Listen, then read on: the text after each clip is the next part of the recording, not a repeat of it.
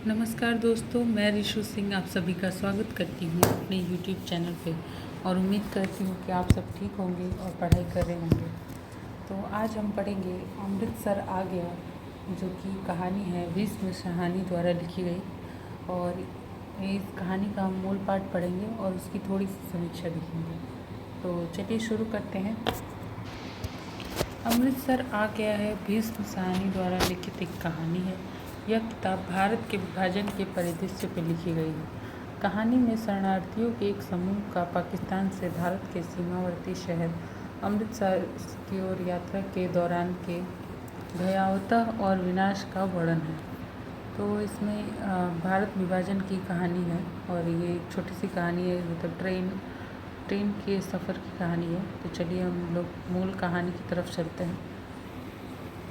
गाड़ी के डब्बे में बहुत मुसाफिर नहीं थे। मेरे सामने वाली सीट पर बैठे सरदार जी देर से मुझे लाम के किस्से सुनाते रहे थे। वह लाम के दिनों में वर्मा की लड़ाई में भाग ले चुके थे और बात बात पर खी खी करके हंसते और गोरे फौजियों की खिल्ली उड़ाते रहे थे। डिब्बे में 3 पठान व्यापारी भी थे। उनमें से एक हरे रंग की पोशाक पहने ऊपर वाली बर्थ पर लेटा हुआ था। वह आदमी बड़ा हंसमुख था और बड़ी देर से मेरे साथ वाली सीट पर बैठे एक दुबले से बाबू के साथ उसका मजाक चल रहा था। वह दुबला बाबू पेशावर का रहने वाला जान पड़ता था, क्योंकि किसी किसी वक्त वे आपस में पश्तो में बातें करने लगते थे। मेरे सामने दाईं ओर कोने में एक बुढ़िया मुँह सिर ढाँपे बैठी थी और देर से माला जप रही थी। यही कुछ लोग रहे होंगे। संभव है 2-1 और मुसाफिर भी रहे हों, पर वे स्पष्टतः मुझे याद नहीं। गाड़ी धीमी रफ्तार से चली जा रही थी और गाड़ी में बैठे मुसाफिर बतिया रहे थे और बाहर गेहूं के खेतों में हल्की हल्की लहरियां उठ रही थी। और मैं मन ही मन बड़ा खुश था, क्योंकि मैं दिल्ली में होने वाला स्वतंत्रता दिवस समारोह देखने जा रहा था। उन दिनों के बारे में सोचता हूँ तो लगता है हम किसी झुटपुटे में जी रहे हैं। शायद समय बीत जाने पर अतीत का सारा व्यापार ही झुटपुटे में बीत जान पड़ता है। जो जो भविष्य के पट खुलते जाते हैं, यह झुटपुटा और भी गहराता चला जाता है। उन्हीं दिनों पाकिस्तान के बनाए जाने का ऐलान किया गया था और लोग तरह तरह के अनुमान लगाने लगे थे कि भविष्य में जीवन की रूपरेखा कैसी होगी, पर किसी की भी कल्पना बहुत दूर तक नहीं जा पाती थी। मेरे सामने बैठे सरदार जी बार बार मुझसे पूछ रहे थे कि पाकिस्तान बन जाने पर जिन्ना साहिब बम्बई में ही रहेंगे या पाकिस्तान में जाकर बस जाएंगे। और मेरा हर बार यही जवाब होता, बम्बई क्यों छोड़ेंगे, पाकिस्तान में आते जाते रहेंगे। बम्बई छोड़ देने में क्या तुक है। लाहौर और गुरदासपुर के बारे में भी अनुमान लगाए जा रहे थे कि कौन सा शहर किस ओर जाएगा। मिल बैठने के ढंग में, गपशप में, हंसी मजाक में कोई विशेष अंतर नहीं आया था। कुछ लोग अपने घर छोड़कर जा रहे थे, जबकि अन्य लोग उनका मजाक उड़ा रहे थे। कोई नहीं जानता था कि कौन सा कदम ठीक होगा और कौन सा गलत। एक ओर पाकिस्तान बन जाने का जोश था तो दूसरी ओर हिंदुस्तान के आज़ाद हो जाने का जोश। जगह जगह दंगे भी हो रहे थे और योम-ए-आज़ादी की तैयारियां भी चल रही थी। इस पृष्ठभूमि में लगता देश आज़ाद हो जाने पर दंगे अपने आप बंद हो जाएंगे। वातावरण में, इस छुटपुट में आज़ादी की सुनहरी धूल सी उड़ रही थी और साथ ही साथ अनिश्चय भी डोल रहा था। और इसी अनिश्चय की स्थिति में किसी किसी वक्त भावी रिश्तों की रूपरेखा झलक दी जाती थी। शायद झेलम का स्टेशन पीछे छूट चुका था, जब ऊपर वाली बर्थ पर बैठे पठान ने एक पोटली खोल ली और उसमें से उबला हुआ मांस और नान रोटी के टुकड़े निकाल कर अपने साथियों को देने लगा। फिर वो हंसी मजाक के बीच मेरे बगल में बैठे बाबू की ओर भी नान का टुकड़ा और मांस की बोटी बढ़ाकर खाने का आग्रह करने लगा था। काले बाबू, ताकत आएगी, आम जैसा हो जाएगा, बीवी भी तेरे साथ खुश रहेगी। काले दालखोर, तू दाल खाता है इसीलिए दुबला है। डिब्बे में लोग हंसने लगे थे। बाबू ने पश्तो में कुछ जवाब दिया और फिर मुस्कुराता सिर हिलाता रहा। इस पर दूसरे पठान ने हंसकर कहा, ओ जालिम, हमारे हाथ से नहीं लेता है तो अपने हाथ से उठा ले। खुदा कसम बकरे का गोश्त है और किसी चीज़ का नहीं। ऊपर बैठा पठान चहक कर बोला, ओ खंजीर के तुम, इधर तुम्हें कौन देखता है? हम तेरी बीवी को नहीं बोलेगा। ओ तू हमारे साथ बोटी तोड़, हम तेरे साथ दाल पिएगा। इस पर कहका उठा, पर दुबला पतला बाबू हंसता सिर हिलाता रहा और कभी कभी दो शब्द पस्तों में भी कह देता।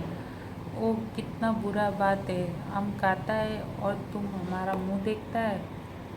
सभी पठान मगन थे। यह इसीलिए नहीं लेता कि तुमने हाथ नहीं धोए हैं, स्थूलकाय सरदार जी बोले और बोलते ही खी खी खी करने लगे। अधलेटी मुद्रा में बैठे सरदार जी की आधी तोन सीट के नीचे लटक रही थी। तुम अभी सोकर उठे हो और उठते ही पोटली खोलकर खाने लग गए हो, इसीलिए बाबूजी तुम्हारे हाथ से नहीं लेते, और कोई बात नहीं। और सरदार जी ने मेरी ओर देखकर आंख मारी और फिर खी करने लगे। मांस नहीं खाता है बाबू तो जाओ जनाना डब्बे में बैठो। इधर क्या है? फिर कहा उठा। डब्बे में और भी अनेक मुसाफिर थे, लेकिन पुराने मुसाफिर यही थे जो सफ़र शुरू होने में गाड़ी में बैठे थे। बाकी मुसाफिर उतरते चढ़ते रहे थे। पुराने मुसाफिर होने के नाते उनमें एक तरह की बेतकल्फ़ी आ गई थी। ओ इधर आकर बैठो, तुम हमारे साथ बैठो। आओ जालिम, किस्सा कहानी की बातें करेंगे। तभी किसी स्टेशन पर गाड़ी रुकी थी और नए मुसाफिरों का रेला अंदर आ गया था। बहुत से मुसाफिर एक साथ अंदर घुसते चले आए थे। कौन सा स्टेशन है? किसी ने पूछा। वजीराबाद है शायद, मैंने बाहर की ओर देखकर कहा। गाड़ी वहाँ थोड़ी देर के लिए खड़ी रही, पर छूटने से पहले एक छोटी सी घटना घटी। एक आदमी साथ वाले डब्बे में से पानी लेने उतरा और नल पर जाकर पानी लोटे में भर रहा था। तभी वह भागकर अपने डिब्बे की ओर लौट आया। छलछलाते लोटे में से पानी गिर रहा था, लेकिन जिस ढंग से वह भागा था उसी ने बहुत कुछ बता दिया था। नल पर खड़े और लोग भी 3-4 आदमी रहे होंगे, इधर उधर अपने अपने डिब्बे की ओर भाग गए थे। इस तरह घबरा कर भागते लोगों को मैं देख चुका था। देखते ही देखते प्लेटफॉर्म खाली हो गया, मगर डब्बे के अंदर अभी भी हंसी मजाक चल रहा था। कहीं कोई गड़बड़ है, मेरे पास बैठे दुबले बाबू ने कहा। कहीं कुछ था, लेकिन क्या था कोई भी स्पष्ट नहीं जानता था। मैं अनेक दंगे देख चुका था, इसीलिए वातावरण में होने वाली छोटी सी तब्दील को भी भांप गया था। भागते वक्त खटाक से बंद होते दरवाजे, घरों की छतों पर खड़े लोग, चुप्पी और सन्नाटा सभी दंगों के चिन्ह थे। तभी पिछले दरवाजे की ओर से, जो प्लेटफॉर्म की ओर न खुलकर दूसरी ओर खुलता था, हल्का सा शोर हुआ। कोई मुसाफिर अंदर घुसना चाह रहा था। कहाँ घुसा आ रहा है? नहीं है जगह। बोल दिया जगह नहीं है, किसी ने कहा। बंद करो जी दरवाज़ा, यूं ही मुंह उठाए घुसे आते हैं। आवाज़ें आ रही थी। जितनी देर कोई मुसाफिर डब्बे के बाहर खड़ा अंदर आने की चेष्टा करता रहे, अंदर बैठे मुसाफिर उसका विरोध करते रहते हैं। पर एक बार जैसे तैसे वह अंदर आ जाए तो विरोध खत्म हो जाता है और वह मुसाफिर जल्दी ही डिब्बे की दुनिया का निवासी बन जाता है और अगले स्टेशन पर वही सबसे पहले बाहर खड़े मुसाफिरों पर चिल्लाने लगता है, नहीं है जगह, अगले डब्बे में जाओ। घुस आते हैं। दरवाजे पर शोर बढ़ता जा रहा था। तभी मैले कुचैले कपड़ों और लटकती मूँछों वाला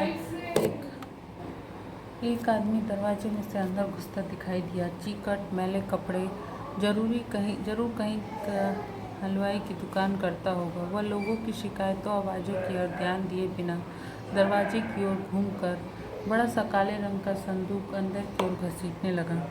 आ जाओ, तुम भी चढ़ जाओ, वह अपने पीछे किसी से कहे जा रहा था। तभी दरवाजे में एक पतली सूखी सी औरत नजर आई और उससे पीछे 16-17 बरस की सांवली सी एक लड़की अंदर आ गई। लोग अभी भी चिल्लाए जा रहे थे। सरदार जी को कूल्हों के बल उठकर बैठना पड़ा।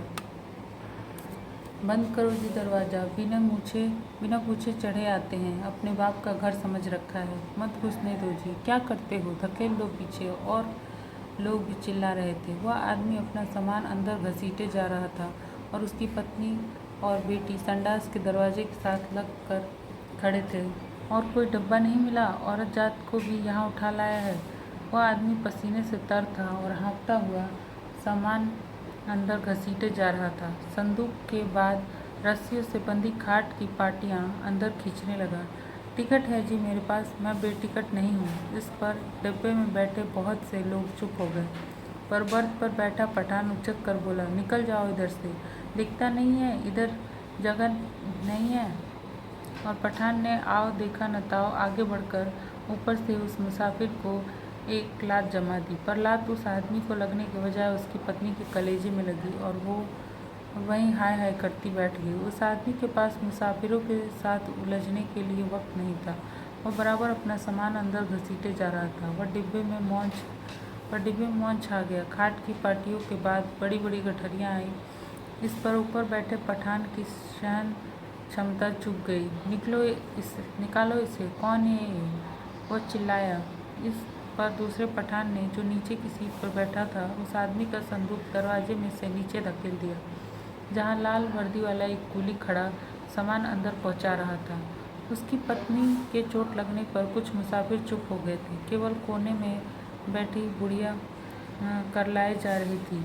ये नेक बख्तो, बैठने दो, आ जा बेटी, तू मेरे पास आ जा, जैसे तैसे सफ़र काट लेंगे, छोड़ो बे जालिमों, बैठने दो। अभी आधा सामान ही अंदर आ पाया होगा जब सहसा गाड़ी सरकने लगी। छूट गया, सामान छूट गया।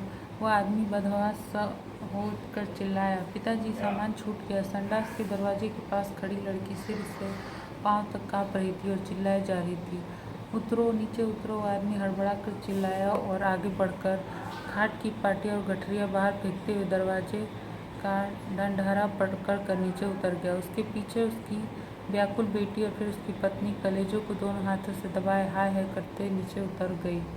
बहुत बुरा किया है तुम लोगों ने, बहुत बुरा किया है, बुढ़िया ऊंचा ऊंचा बोल रही थी। तुम्हारे दिल में दर्द मर गया है, छोटी सी बच्ची उसके साथ थी, बेरहमों, तुमने बहुत बुरा किया है, धक्के देकर उतार दिया है। गाड़ी सूने प्लेटफॉर्म को लांघती आगे बढ़ गई। डब्बे में व्याकुल सी चुप्पी छा गई। बुढ़िया ने बोलना बंद कर दिया था। पठानों का विरोध कर पाने की हिम्मत नहीं हुई। तभी मेरी बगल में बैठे दुबले बाबू ने मेरे बाजू पर हाथ रखकर कहा, आग है, देखो आग लगी है। गाड़ी प्लेटफॉर्म छोड़कर आगे निकल आई थी और शहर पीछे छूट रहा था। तभी शहर की ओर से उठते धुएं के बादल और उनमें लपलपाती आग के शोले नजर आने लगे। दंगा हुआ है, स्टेशन पर भी लोग भाग रहे थे। कहीं दंगा हुआ है, शहर में आग लगी है। बात डिब्बे भर के मुसाफिरों को पता चल गई और वे लपक कर खिड़कियों में से आग का परिदृश्य देखने लगे। जब गाड़ी शहर छोड़कर आगे बढ़ गई तो डब्बे में सन्नाटा छा गया। मैंने घूमकर डब्बे के अंदर देखा। दुबले बाबू का चेहरा पीला पड़ गया था और माथे पर पसीने की परत किसी मुर्दे के माथे की तरह चमक रही थी। मुझे लगा जैसे अपनी अपनी जगह बैठे सभी मुसाफिरों ने अपने आसपास बैठे लोगों का जायजा ले लिया है। सरदार जी उठकर मेरी सीट पर आ बैठे। नीचे वाली सीट पर बैठा पठान उठा और अपने दो साथी पठानों के साथ ऊपर वाली बर्थ पर चढ़ गया। यही क्रिया शायद रेलगाड़ी के अन्य डिब्बों में भी चल रही थी। डिब्बों में तनाव आ गया। लोगों ने बतियाना बंद कर दिया। तीनों के तीनों पठान ऊपर वाली बर्थ पर एक साथ बैठे चुपचाप नीचे की ओर देखे जा रहे थे। सभी मुसाफिरों की आंखें पहले से ज़्यादा खुली खुली, ज़्यादा शंकित सी लगी। यही स्थिति संभवतः गाड़ी के सभी डब्बों में व्याप्त हो रही थी। कौन सा स्टेशन था यह? डब्बे में किसी ने पूछा। वजीराबाद, किसी ने उत्तर दिया। जवाब मिलने पर डब्बे में एक और प्रतिक्रिया हुई। पठानों के मन का तनाव फौरन ढीला पड़ गया, जबकि हिंदू सिख मुसाफिरों की चुप्पी और ज़्यादा गहरी हो गई। एक पठान ने अपनी वास्कट की जेब में से नस्वार की डिब्बियाँ निकाली और नाक में नस्वार चढ़ाने लगा। अन्य पठान भी अपनी अपनी डिब्बियाँ निकाल कर नस्वार चढ़ाने लगे। बुढ़िया बराबर माला जपे जा रही थी। किसी किसी वक्त उसके बुदबुदाते होठ नजर आते। लगता उनमें से कोई खोखली सी आवाज़ निकल रही है। अगले स्टेशन पे जब गाड़ी रुकी तो वहाँ भी सन्नाटा था। कोई परिंदा तक नहीं फड़क रहा था। हाँ, एक भिजती पीठ पर पानी की मशकल लादे प्लेटफॉर्म लांघ कर आया और मुसाफिरों को पानी पिलाने लगा।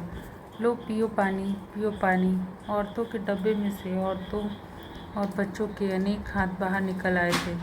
बहुत मार काट हुई है, बहुत लोग मरे हैं। लगता है वह इस मार काट में अकेला पुण्य कमाने चला आया है।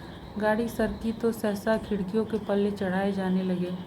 दूर दूर तक पहियों की गड़गड़ाहट के साथ खिड़कियों के पल्ले चढ़ाने की आवाज़ आने लगी। किसी अज्ञात आशंकावश दुबला बाबू मेरे पास वाली सीट पर से उठा और 2 सीटों के बीच फर्श पर लेट गया। उसका चेहरा अभी भी मुर्दे जैसा पीला हो रहा था। इस पर बर्थ पर बैठा पठान उसकी ठिठोली करने लगा। ओ बेगैरत, तुम मर्द है कि औरत है? सीट पर से उठकर नीचे लेटता है, तुम मर्द के नाम को बदनाम करता है। वह बोल रहा था और बार बार हंसे जा रहा था। फिर वह उससे पश्तो में कुछ कहने लगा। बाबू चुप बना लेटा रहा। अन्य सभी मुसाफिर चुप थे। डिब्बे का वातावरण बोझिल बना हुआ था। ऐसे आदमी को हम डब्बे में नहीं बैठने देगा। ओ बाबू, अगले स्टेशन पर उतर जाओ और जनाना डब्बे में बैठो। मगर बाबू की हाजिर जवाबी अपने कंठ में सूख चली थी। हकलाक कर चुप हो रहा, पर थोड़ी देर बाद वह अपने आप उठकर सीट पर जा बैठा और देर तक अपने कपड़ों की धूल झाड़ता रहा। वह क्यों उठकर फर्श पर लेट गया था? शायद उसे डर था कि बाहर से गाड़ी पर पथराव होगा या गोली चलेगी। शायद इसी कारण खिड़कियों के पल्ले चढ़ाए जा रहे थे। कुछ भी कहना कठिन था। मुमकिन है किसी एक मुसाफिर ने किसी कारण से खिड़की का पल्ला चढ़ाया हो। उसकी देखा देखी बिना सोचे समझे धड़ाधड़ खिड़कियों के पल्ले चढ़ाए जाने लगे थे। बोझिल अनिश्चित से वातावरण में सफ़र कटने लगा। रात गहराने लगी थी। डब्बे के मुसाफिर स्तब्ध और शंकित ज्यों के त्यों बैठे थे। कभी गाड़ी की रफ्तार सहसा टूट कर धीमी पड़ जाती तो लोग एक दूसरे की ओर देखने लगते। कभी रास्ते में ही रुक जाती तो डब्बे के अंदर का सन्नाटा और भी गहरा होता। केवल पठान निश्चित बैठे थे। हाँ, उन्होंने भी बतियाना छोड़ दिया था, क्योंकि उनकी बातचीत में कोई शामिल होने वाला नहीं था। धीरे धीरे पठान उगने लगे, जबकि अन्य मुसाफिर फटी फटी आंखों से शून्य में देखे जा रहे थे। बुढ़िया मुंह सिर लपेटे, टांगे सीट पर चढ़ाए बैठे सो गई थी। ऊपर वाली बर्थ पर एक पठान ने अधलेटे ही कुर्ते की जेब में से काले मनकों की तस्बीह निकाल ली और उसे धीरे धीरे हाथ में चलाने लगा। खिड़की के बाहर आकाश में चांद निकल आया और चांदनी में बाहर की दुनिया और भी अनिश्चित और भी अधिक रहस्यमयी हो उठी। किसी किसी वक्त दूर किसी ओर आग के शोले उठते नजर आते। कोई नगर जल रहा था। गाड़ी किसी वक्त चिंगाड़ती हुई आगे बढ़ने लगी। फिर किसी वक्त उसकी रफ्तार धीमी पड़ जाती और मीलों तक धीमी रफ्तार से ही चलती रहती। सहसा दुबला बाबू खिड़की में से बाहर देखकर ऊंची आवाज़ में बोला, हरवंशपुरा निकल गया है। उसकी आवाज़ में उत्तेजना थी। वह जैसे चीख कर बोला था। डब्बे के सभी लोग उसकी आवाज़ सुनकर चौंक गए।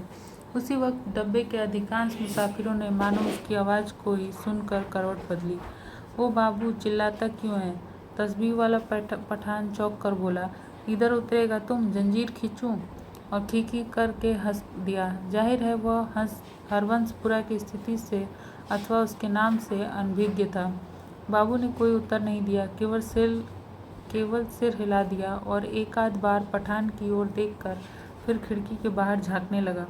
डब्बे में फिर मौन छा गया। तभी इंजन ने सीटी दी और उसकी एकरस रफ्तार टूट गई। थोड़ी ही देर बाद खटाक का सा शब्द हुआ। शायद गाड़ी ने लाइन बदली थी। बाबू ने झांक कर उस दिशा में देखा जिस ओर गाड़ी बढ़ी जा रही थी। शहर आ गया है, वह ऊंची आवाज़ में चिल्लाया। अमृतसर आ गया है, उसने फिर से कहा और उछल कर खड़ा हो गया और ऊपर वाली बर्थ पर लेटे पठान को संबोधित करके चिल्लाया, ओ बे पठान के बच्चे, नीचे उतर, तेरी माँ की नीचे उतर, तेरी उस पठान बनाने वाले की मैं। बाबू चिल्लाने लगा और चीख चीख कर गालियाँ बकने लगा था। तस्बीह वाले पठान ने करवट बदली और बाबू की ओर देखकर बोला, ओ क्या है बाबू, हमको कुछ बोला? बाबू को उत्तेजित देखकर अन्य मुसाफिर भी उठ बैठे। नीचे उतर, तेरी मैं। हिंदू औरत को लात मारता है, हरामजादे तेरी उस। ओ बाबू, बकर बकर नहीं करो। ओ खजीर के तुख्म, गाली मत बको, हमने बोल दिया, हम तुम्हारा जवान खींच लेगा। गाली देता है मादर, बाबू चिल्लाया और उछल कर सीट पर चढ़ गया। वह सिर से पांव तक कांप रहा था। बस बस, सरदार जी बोले, यह लड़ने की जगह नहीं है, थोड़ी देर का सफ़र बाकी है, आराम से बैठो। तेरी लात मैं न तोड़ूं तो कहना। गाड़ी तेरे बाप की है, बाबू चिल्लाया। ओ हमने क्या बोला, सभी लोग उसको निकालता था, हमने भी निकाला। ये इधर हमको गाली देता है, हम इसका जवान खींच लेगा। बुढ़िया बीच में फिर बोल उठी, वे जीड़ा जोगियो, आराम नाल बैठो। वे रब दी बंदियों, कुछ होश करो। उसके होठ किसी प्रेत की तरह फड़फड़ाए जा रहे थे और उसमें से छीण सी फुसफुसाहट सुनाई दे रही थी। बाबू चिल्लाया जा रहा था, अपने घर में शेर बनता था, अब बोल तेरी मैं उस पठान बनाने वाले की। तभी गाड़ी अमृतसर के प्लेटफॉर्म पर रुकी। प्लेटफॉर्म लोगों से खचाखच भरा था। प्लेटफॉर्म पर खड़े लोग झांक झांक कर डब्बों के अंदर देखने लगे। बार बार लोग एक ही सवाल पूछ रहे थे, पीछे क्या हुआ है, कहाँ पर दंगा हुआ है। खचाखच भरे प्लेटफॉर्म पर शायद इसी बात की चर्चा चल रही थी कि पीछे क्या हुआ है। प्लेटफॉर्म पर खड़े 2-3 खोमचे वालों पर मुसाफिर टूट पड़ रहे थे। सभी को सहसा भूख और प्यास परेशान करने लगी थी। इसी दौरान 3-4 पठान हमारे डब्बे के बाहर प्रकट हो गए और खिड़की में से झांक झांक कर अंदर देखने लगे। अपने पठान साथियों पर नज़र पड़ते ही वे उनसे पश्तो में कुछ बोलने लगे। मैंने घूम कर देखा, बाबू डब्बे में नहीं था। न जाने कब वह डब्बे में से निकल गया था। मेरा माथा ठनका, गुस्से में वह पागल हुआ जा रहा था, न जाने क्या कर बैठे। पर इस बीच डब्बे में तीनों पठान अपनी अपनी गठरी उठाकर बाहर निकल गए और अपने पठान साथियों के साथ गाड़ी के अगले डब्बे की ओर बढ़ गए। जो विभाजन पहले प्रत्येक डब्बे के भीतर होता रहा था, अब सारी गाड़ी के स्तर पर होने लगा था। खोमचे वालों के इर्द गिर्द भीड़ छटने लगी। लोग अपने अपने डिब्बों में लौटने लगे। तभी सहसा एक ओर से मुझे वह बाबू आता दिखाई दिया। उसका चेहरा अभी भी बहुत पीला था और माथे पर बालों की लट झूल रही थी। नज़दीक पहुंचा तो मैंने देखा उसने अपने दाएं हाथ में लोहे की एक छड़ उठा रखी थी। जाने वह उसे कहाँ मिल गई थी। डब्बे में घुसते समय उसने छड़ को अपनी पीठ के पीछे कर लिया और मेरे साथ वाली सीट पर बैठने से पहले उसने हौले से छड़ को सीट के नीचे सरका दिया। सीट पर बैठते ही उसकी आंखें पठान को देख पाने के लिए ऊपर को उठी, पर डब्बे में पठान को ना पाकर वह हड़बड़ा कर चारों ओर देखने लगा। निकल गए हरामी, मादर, सब के सब निकल गए। फिर वह सिटपिटा कर उठ खड़ा हुआ, चिल्लाकर बोला, तुमने उन्हें जाने क्यों दिया? तुम सब नामर्द हो, बुज़दिल। पर गाड़ी में बहुत भीड़ थी। बहुत से नए मुसाफिर आ गए थे। किसी ने उसकी ओर विशेष ध्यान नहीं दिया। गाड़ी सरकने लगी तो वह फिर मेरी वाली सीट पर आ बैठा, पर वह बड़ा उत्तेजित था और बराबर बड़बड़ाए जा रहा था। धीरे धीरे हिचकोले खाती गाड़ी आगे बढ़ने लगी। डब्बे में पुराने मुसाफिरों ने भरपेट पूरियाँ खा ली थी और पानी पी लिया था और गाड़ी उस इलाके में आगे बढ़ने लगी थी जहाँ उनके जान माल को खतरा नहीं था। नए मुसाफिर बतिया रहे थे। धीरे धीरे गाड़ी फिर समतल गति से चलने लगी थी। कुछ ही देर बाद लोग ऊँघने भी लगे थे, मगर बाबू अभी भी फटी फटी आंखों से सामने की ओर देखे जा रहा था। बार बार मुझसे पूछता कि पठान डब्बे में से निकल कर किस ओर गए हैं। उसके सिर पर जुनून सवार था। गाड़ी के हिचकोलों में से मैं खुद उगने लगा था। डब्बे में लेट पाने के लिए जगह नहीं थी। बैठे बैठे ही नींद में मेरा सिर कभी एक ओर लुढ़क जाता, कभी दूसरी ओर। किसी वक्त झटके से मेरी नींद टूटती और मुझे सामने की सीट पर अस्त व्यस्त से पड़े सरदार जी के खर्राटे सुनाई देते। अमृतसर पहुंचने के बाद सरदार जी फिर से सामने वाली सीट पर टांगें पसार कर लेट गए थे। डब्बे में तरह तरह की आड़ी तिरछी मुद्राओं में मुसाफिर पड़े थे। उनकी विभत्स मुद्राओं को देख कर लगता डिब्बा लाशों से भरा है। पास बैठे बाबू पर नज़र पड़ती तो कभी तो वह खिड़की के बाहर मुँह किए देख रहा होता, कभी दीवार से पीठ लगाए तन कर बैठा नजर आता। किसी किसी वक्त गाड़ी किसी स्टेशन पर रुकती तो पहियों की गड़गड़ाहट बंद होने पर निस्तब्धता से छा जाती। तभी लगता जैसे प्लेटफॉर्म पर कुछ गिरा है या जैसे कोई मुसाफिर गाड़ी में से उतरा है और मैं झटके से उठकर बैठ जाता। इसी तरह जब एक बार मेरी नींद टूटी तो गाड़ी की रफ्तार धीमी पड़ गई थी और डब्बे में अंधेरा था। मैंने उसी तरह लेटे खिड़की में से बाहर देखा। दूर पीछे की ओर किसी स्टेशन के सिग्नल्स के लाल कुमकुमे चमक रहे थे।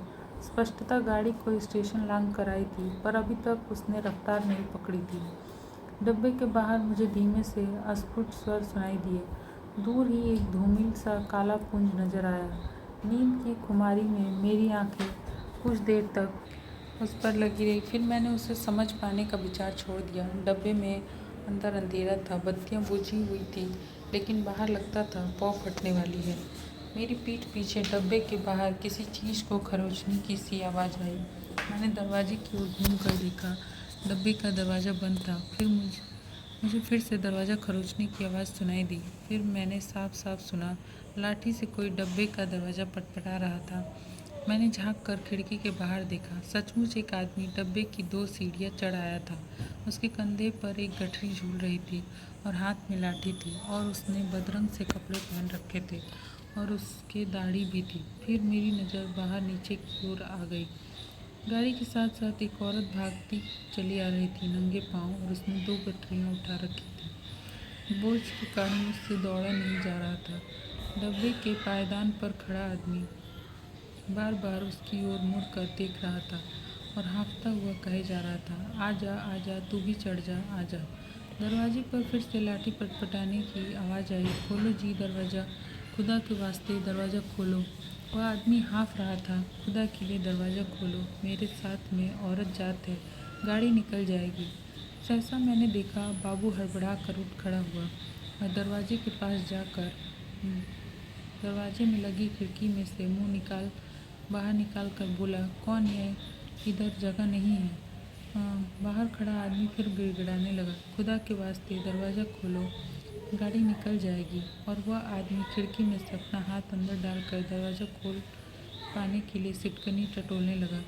नहीं है जगह, बोल दिया, उतर जाओ गाड़ी पर से, बाबू चिल्लाया और उसी क्षण लपक कर दरवाज़ा खोल दिया। या अल्लाह, उस आदमी के अस्फुट से शब्द सुनाई दिए। दरवाज़ा खुलने पर जैसे ही उसने इत्मीनान की सांस ली हो, और उसी वक्त मैंने बाबू के हाथ में छड़ चमकते देखा।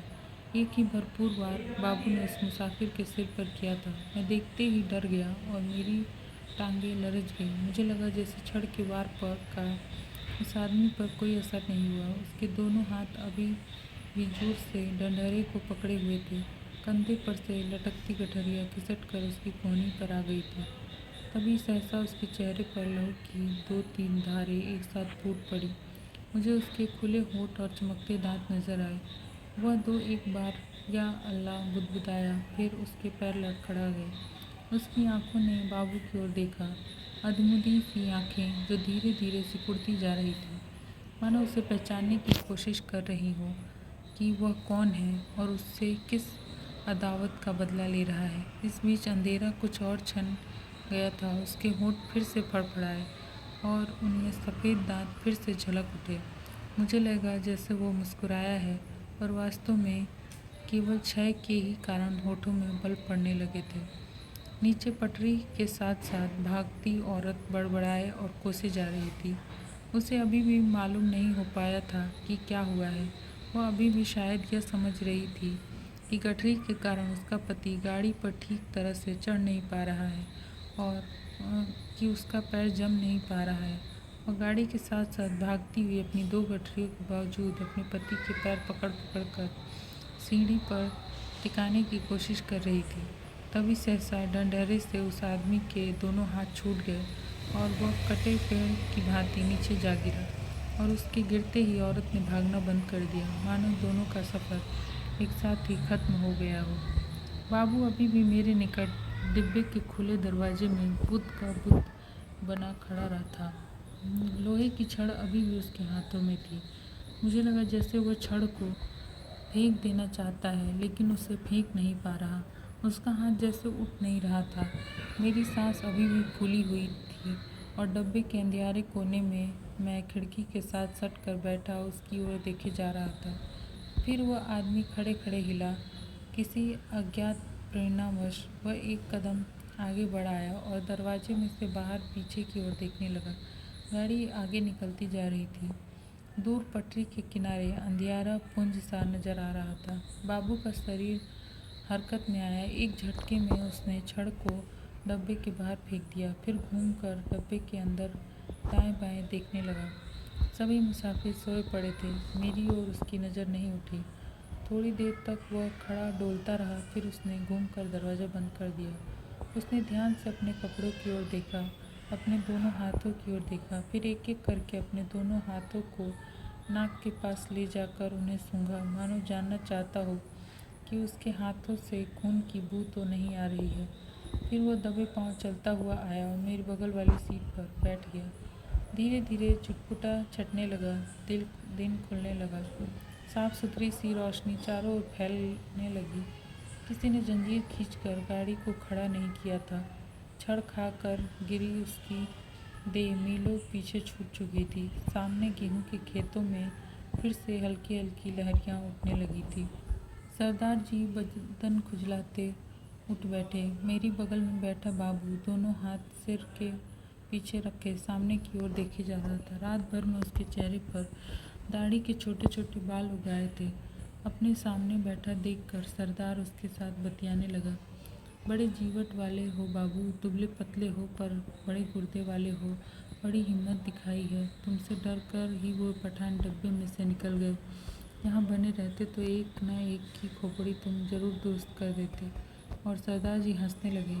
बाबू जवाब में मुस्कुराया, एक विभत्स सी मुस्कान, और देर तक सरदार जी के चेहरे की ओर देखता रहा। तो ये कहानी समाप्त होती है। और आपको ये कहानी और ये वीडियो कैसी लगी प्लीज़ कमेंट करके बताइए। और अच्छी लगी तो सब्सक्राइब कीजिए, लाइक कीजिए, शेयर कीजिए। Thank you.